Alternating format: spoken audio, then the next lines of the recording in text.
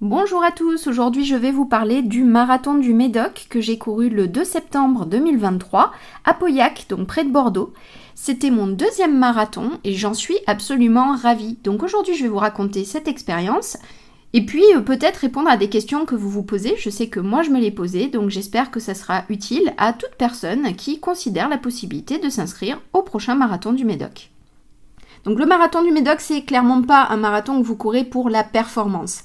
C'est quelque chose que vous courez pour l'expérience. C'est un marathon qui est préférablement déguisé. Il y a un thème chaque année. Celui de cette année, c'était le thème de la gastronomie. Il y a vraiment un marathon très très convivial avec des dégustations. On s'arrête dans de très très nombreux points de ravitaillement avec des dégustations de vin, avec des petites choses aussi très sympathiques à manger, de l'entrecôte, des glaces, des cannelés évidemment puisqu'on est près de Bordeaux. Donc ça c'est vraiment hyper sympa, ça attire des gens du monde entier. J'ai vu des Japonais, j'ai vu des Américains, j'ai vu des Canadiens, donc ça c'est génial. Ça veut dire aussi qu'il y a beaucoup de monde dans un assez petit endroit comme Pauillac. Donc moi ce que je recommande vivement si vous vous inscrivez au marathon du Médoc à la prochaine édition, c'est réserver très tôt vos hébergements et planifier vraiment avec méticulosité votre hébergement et votre transport. Il y a des navettes auxquelles vous pouvez vous inscrire depuis Bordeaux et les alentours, mais le matin même, par exemple, pour vous garer, ça peut être assez difficile dans la zone immédiate, la proximité immédiate du départ. Donc vraiment, calculez votre coût à l'avance, renseignez-vous. N'hésitez pas le jour par exemple où vous allez retirer votre dossard à vous renseigner. Alors moi là où j'ai eu les meilleurs renseignements c'est à l'office de tourisme. Mais en tout cas anticipez vraiment. Moi limite je vous conseillerais de chercher votre logement. Il y a toujours des possibilités d'annulation sur des sites comme Booking par exemple, avant même de vous être inscrit si vous prévoyez d'y aller, parce que vraiment tout se remplit très vite dans la région. Moi j'avais vraiment organisé ça des mois à l'avance. Est-ce que donc c'est un marathon que je conseille de faire sans entraînement ? Il y a vraiment une ambiance hyper sympa, il n'empêche que ça reste un marathon, 42 km par une très grosse chaleur, même si vous marchez, et on est très nombreux à le faire sur le parcours, il y a même des gens qui le font dès le début de la course. Écoutez, c'est une possibilité, mais je conseillerais quand même un minimum d'entraînement pour être capable de tenir la distance, la chaleur, et puis les petites côtes aussi qu'il y a quand même tout au long du parcours du marathon du Médoc. Donc sans entraînement, moi je m'y lancerai pas, faites quand même un minimum. Moi j'ai suivi un vrai plan d'entraînement au marathon, je l'ai pas regretté. Ça m'a quand même pas empêché de marcher sur la fin tellement il faisait chaud, on n'en pouvait plus et vraiment il y a un moment où il faut.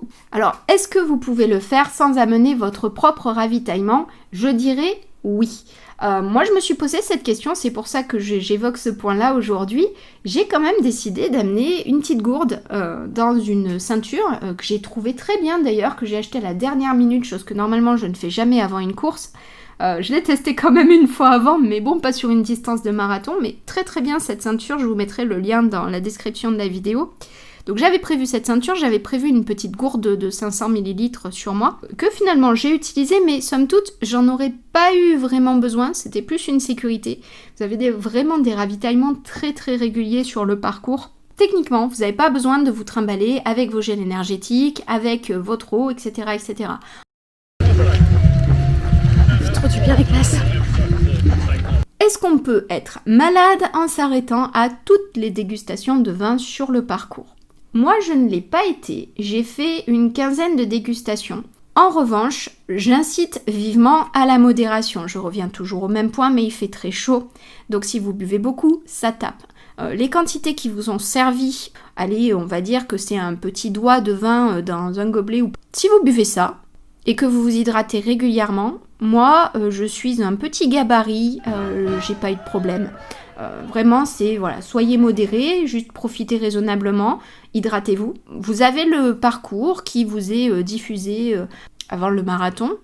Profitez-en, repérez quel vin vous voulez goûter, mais en gardant à l'esprit que c'est pas forcément les domaines les plus réputés qui sortent leurs meilleurs vins. Allez Camille, super. Allez. Allez, dernier shot, la ligne d'arrivée, il est bon, il est frais en plus, allez-y, Merci. faites-vous plaisir.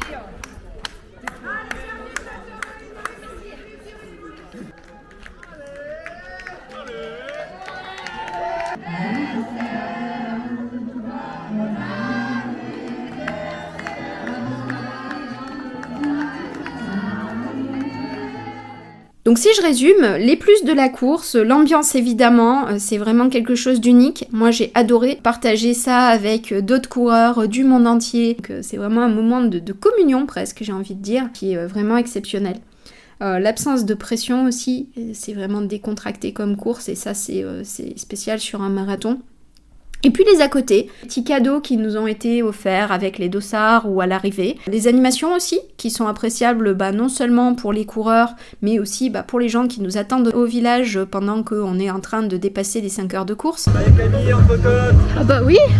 Un petit bout. Merci. Bravo. Entre côtes. Merci. Allez, bon courage. Allez, on vous attend ici.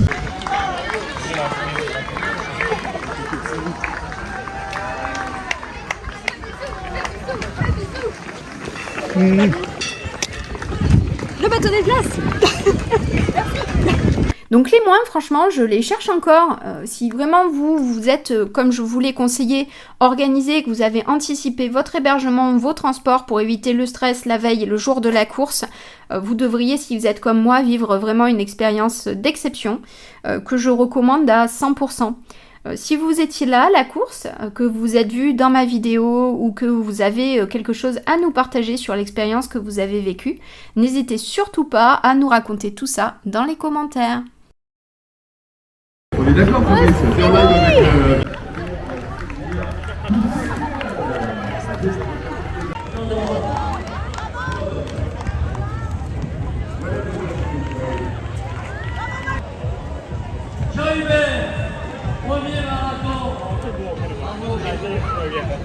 Bravo chérie. Si cette vidéo vous a aidé, inspiré, appris quelque chose, le meilleur moyen de me remercier, c'est de cliquer sur le pouce pour permettre à encore plus de personnes de la découvrir.